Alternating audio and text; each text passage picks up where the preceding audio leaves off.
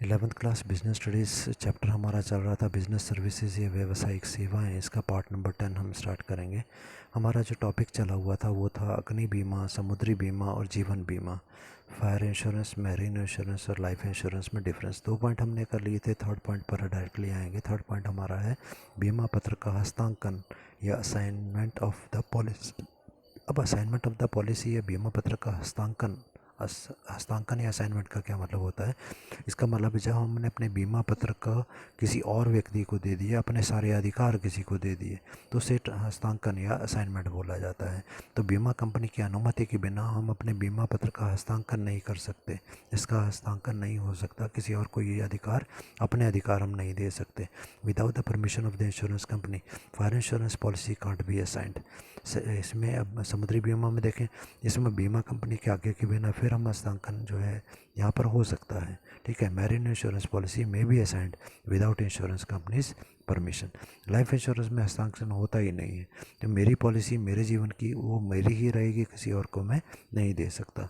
तो life insurance policy can't be assigned. Fourth point पर आते हैं, जो कि जोखिम का प्रकार या नेचर ऑफ द रिस्क। कैसा जोखिम होता है?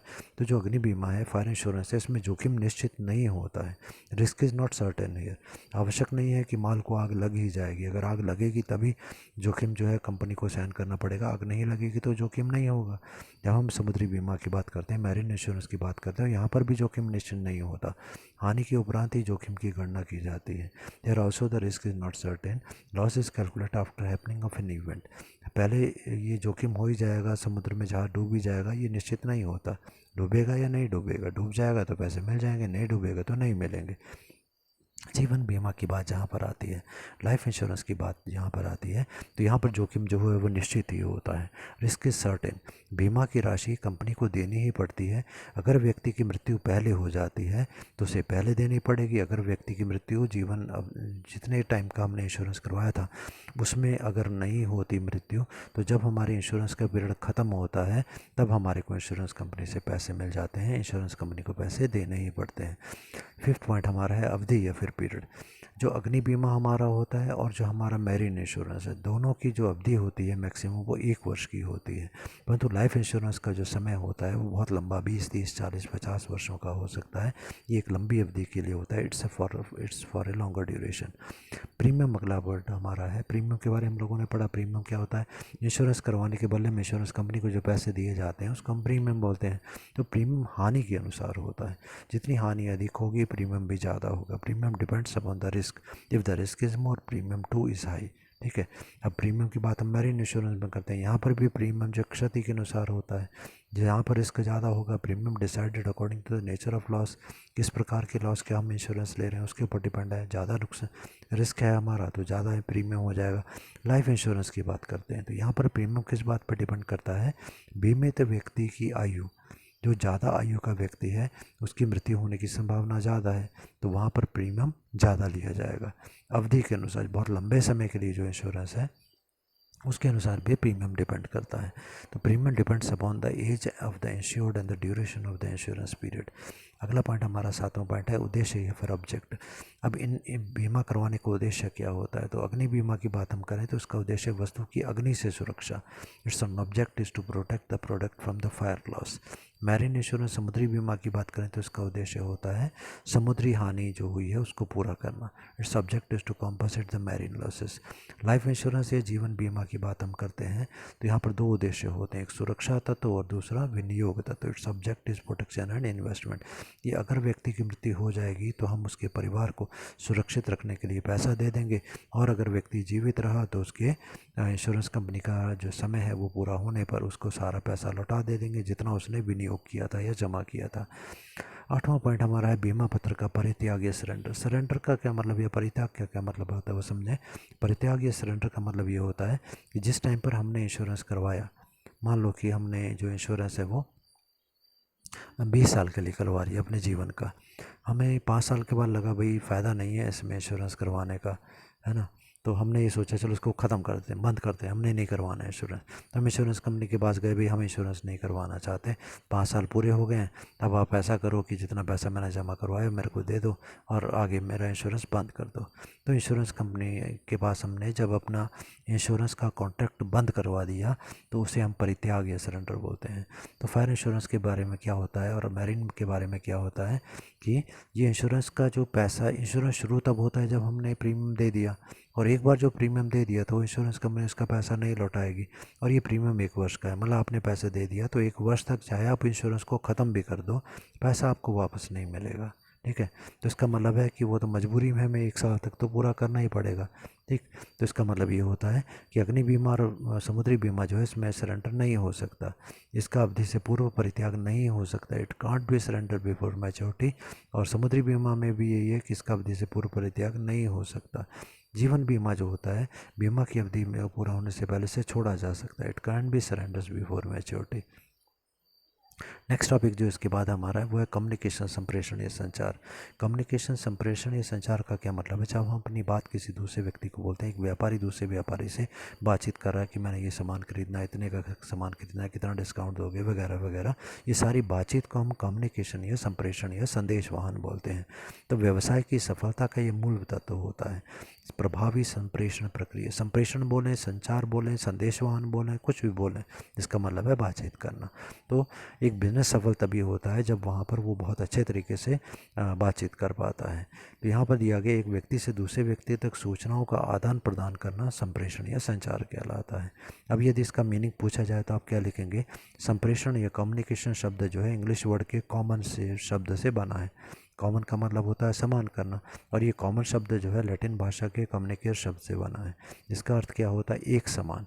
कहने का मतलब है जो बात मेरे मस्तिष्क में है वो जब मैंने किसी दूसरे को बता दी तो जो मैं सोच रहा था, अब जो मेरे को समझ में आता था वो दूसरे व्यक्ति को भी अब समझ में आ गया, क्योंकि मैंने उसको बता दिया, समझा दिया। तो अब हम दोनों के विचार जो हैं वो समान हो गए। तो समान, एक समान होना ही कम्युनिकेयर या कम्युनिकेशन कहलाता है। तो यहाँ पर हम तथ्य मतलब होते हैं फैक्ट्स, कोई जानकारी, कोई सूचना, मेरे विचार, बहुत सारे काम, और उनमें से केवल इस काम को करने के कौन कौन से तरीके हैं उसको हम विकल्प या अल्टरनेटिव्स बोलते हैं। इसका आदान प्रदान करना। तथ्य होते हैं फैक्ट्स, सूचना इन्फॉर्मेशंस, विचार मेरे थॉट्स, विकल्प अल्टरनेटिव बोला जाता है, और निर्णय को डिसीजंस बोला जाता है। इसका आदान प्रदान, एक्सचेंज ऑफ दिस पॉइंट्स। ये कम्युनिकेशन जो होता है, जो हम विचार अपने दूसरे व्यक्ति को बताते हैं, ये लिखित या मौखिक रूप में किसी भी रूप में हो सकते हैं। या तो हम लिखित रूप में संदेश देते हैं दूसरे व्यक्ति को, मौखिक मतलब बोल करके, जिसको हम वर्बल बोलते हैं। ठीक है, जैसे हमने टेलीफोन के द्वारा या ऐसे ही किसी कर्मचारी को बुलाया और बोल करके बताया कि आप ये काम करो, इसे हम बोलेंगे मौखिक या फिर वर्बल। इसका माध्यम क्या होता है? मतलब जब हम संदेश देते हैं तो उसके किस तरीके से दे सकते हैं? माध्यम होता है तरीका, बातचीत करके संदेश दे सकते हैं, बाय द कन्वर्सेशन। विज्ञापन के द्वारा हम अपनी बात बता सकते हैं लोगों को। विज्ञापन एडवर्टीजमेंट हो गया, टीवी, रेडियो आप जानते हैं, समाचार पत्र जो है न्यूज़पेपर होता है, ईमेल आप जानते हैं, पत्राचार जो है वो पत्रों के द्वारा बातचीत करना होता है। ठीक है, communication through postal media. Definition एक कीथ डेविस की है, देखें। संप्रेषण एक व्यक्ति से दूसरे व्यक्ति को, ठीक है, सूचना या भाव पहुंचाने की प्रक्रिया, प्रोसेस है ये एक, जिसके के द्वारा कोई सूचना, इन्फॉर्मेशन और थॉट हमारे जो होते हैं, भावनाएं जो होती हैं, वो दूसरे व्यक्ति तक हम पहुंचाते हैं। हम संप्रेषण की आवश्यक तत्व या विशेषताएं क्या हो सकती हैं? Essential features of the communication. Communication में कौन सी चीज़ें होनी आवश्यक हैं? तो देखें, पहला पॉइंट है पत्रवाहक या संदेशवाहक। संदेशवाहक मतलब संदेश को ले जाने वाला व्यक्ति, कोई वक्ता या संदेश या लेखक हो सकता है, कम्युनिकेटर। अब जिसने संदेश देना है वो व्यक्ति या तो बोल करके संदेश देगा या लिख करके संदेश देगा। सो कम्युनिकेटर में भी राइटर और द स्पीकर। यहाँ पर संदेशवाहक की जगह संदेश प्रेषक हो सकता है। ठीक है, सेकंड पॉइंट आ जाएगा विचार जो संदेश, आदेश या अन्य रूप में। ठीक है, थॉट में भी in the form of the message, orders और सम अदर फॉर्म। जो हम अपने विचार दूसरे व्यक्ति को दे रहे हैं, बता रहे हैं, वो कैसे होगा? संदेश के रूप में, भाई ये काम करो, ये काम मत करो। या आदेश हम दे सकते हैं, भाई ये काम करना है, आज ही पूरा करना है, इतनी चीज़ें बना के जाना है, वो आदेश हो गया। थर्ड पॉइंट है संवहन, कहने, लिखने या जारी करने के रूप में। Transmission in the form of the saying, writing और इशूइंग। संवहन होता है बताना, तो यहाँ पर हम अपने संदेश को क्या करके बोलेंगे, लिख करके बोल सकते हैं, या लिख करके एक ऑर्डर जारी कर सकते हैं, पत्र जारी कर सकते हैं, सूचना जारी कर सकते हैं। ठीक है, तो ये भी हमारा संदेश वाहन भेजने का माध्यम है। चौथा पॉइंट है संदेश प्राप्त करने वाला, रिसीवर। हम संदेश भेज रहे हैं, कोई संदेश को प्राप्त करने वाला व्यक्ति तो होना चाहिए। अगर कोई भी हमारे सामने नहीं है तो फिर संदेश कौन प्राप्त करेगा। पांचवा पॉइंट है संदेश प्राप्तकर्ता की प्रतिक्रिया, फीडबैक ऑफ अ रिसीवर। भाई हमने जिसको संदेश दिया, हमने कर्मचारी को बोला ये काम करो, अब उसकी प्रतिक्रिया, रिएक्शन, फीडबैक क्या हुई। क्या उसने बोला मैं कर दूंगा, क्या उसने बोला भाई ये परेशानी है मैं इसलिए नहीं कर सकता। तो जो वो अपने विचार कहना चाह रहा है कि करेगा या नहीं करेगा, उसकी फीडबैक या फिर प्रतिक्रिया कहलाती है। सिक्स पॉइंट है संप्रेषण एक सतत प्रक्रिया, communication is a continuous process. ऐसा नहीं है कि हमने सुबह कर्मचारी को बोला भाई ये काम शुरू करो, उसके बाद में बात खत्म होगी, नहीं, लगातार ये काम चलता है। हम वर्कर्स को इन्फॉर्मेशन, जानकारी देते हैं, ऑर्डर, आदेश देते हैं, डायरेक्शन, निर्देश देते हैं, सजेशन, सुझाव देते हैं, एडवाइस भी सुझाव देते हैं, एजुकेशन, शिक्षा मतलब जानकारी देते हैं, वार्निंग, चेतावनी देते हैं, या फिर मोटिवेशन, अभिप्रेरित करते हैं। ये सभी कुछ जो कार्य हैं संदेश वाहन के द्वारा बोल करके ही उन्हें बताए जाते हैं। सातवां पॉइंट है संप्रेषित करने का माध्यम, the means to convey the meaning. संप्रेषित करना मतलब संदेश को देने के माध्यम या तरीके कौन से हो सकते हैं। संदेश भावना व उसी भाव में समझना। संप्रेषित करने का माध्यम का मतलब है ऐसे माध्यम का हम चुनाव करें, ऐसी विधि का हम चुनाव करें, ऐसी विधि से संदेश को भेजें ताकि जिस भाव में या जो शब्द हम समझाना चाहते हैं, जो अर्थ हमने, जिस अर्थ को लेके हमने उसे कोई बात बताई थी, उसने उसी अर्थ में उसको समझ लिया। आठवां पॉइंट है संप्रेषण द्विमार्गीय प्रक्रिया, communication is a two way का प्रोसेस। अब द्विमार्गीय या टू वे का क्या मतलब होता है। ऐसा नहीं है कि मैनेजर लगातार बोले जा रहा है, वर्कर को बोला कि आपको कुछ कहने का अधिकार नहीं है, ऐसा नहीं होना चाहिए। संदेशवाहन में मैनेजर भी अपनी बात कहे और वर्कर को अगर कोई चीज़ समझ में नहीं आई तो उसे पूछने का भी पूरा अधिकार होना चाहिए। नाइन्थ पॉइंट हमारा है संप्रेषण एक प्रबंधकीय कार्य, communication is a managerial task. देखो प्रबंधक मतलब मैनेजर हमारे जो होते हैं उनको बहुत सारे कार्य करने होते हैं। संस्था में, कंपनी में, संस्था मतलब कंपनी में कार्य को करवाना होता है, व्यक्तियों को संगठित इकट्ठा करना है, उसने सहकर्मियों के मध्य समन्वय स्थापित करना है, मतलब अपने जो साथी हैं समन्वय होता है, मिल करके कार्य करना, ये सभी मिल करके कार्य करेंगे। नेतृत्व उनका किया जाता है, लीडर के रूप में वो कार्यकर्ता भी प्रेरित, मोटिवेट किया जाता है, प्रेरणा दी जाती है, निर्देश दिए जाते हैं कैसे कार्य करना है। ये सारे संप्रेषण से ही संभव होते हैं। 10 पॉइंट है संप्रेषण माध्यम के विभिन्न रूप, different channels of the communication. अब संप्रेषण का जो माध्यम है, संदेश जो भेजा जाएगा अलग अलग विधियों से भेजा जा सकता है, जैसे पत्राचार, कॉरेस्पॉन्डेंस के द्वारा संदेश दिया जा सकता है, टेलीफोन, टेलीफैक्स के द्वारा, ईमेल, वीडियो कॉन्फ्रेंसिंग इत्यादि के द्वारा संदेश दिया जा सकता है।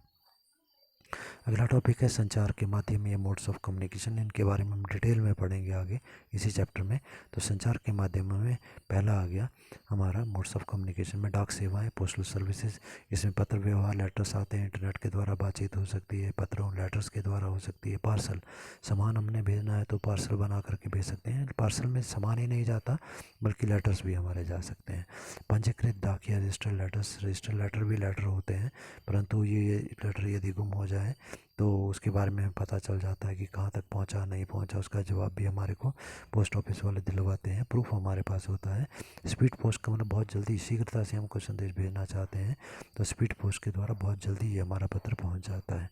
इसके अलावा कुरियर सर्विसेज होती हैं। कुरियर सर्विसेज आप जानते हैं कि हम कोई सामान भेजना चाहते हैं, कोई इंपॉर्टेंट लेटर भेजना चाहते हैं, बहुत जल्दी ये लेटर पहुँचाया जाता है, तीव्र गति से पहुँचाया जाता है, और उस व्यक्ति को लेटर देने के बाद में उसके साइन करवा के हमारे को इन्फॉर्मेशन पहुंच जाती है कि हाँ ये लीजिए, उसके व्यक्ति को पहुंचा दिया गया और उसने साइन करके हमारे को दे भी दिया है।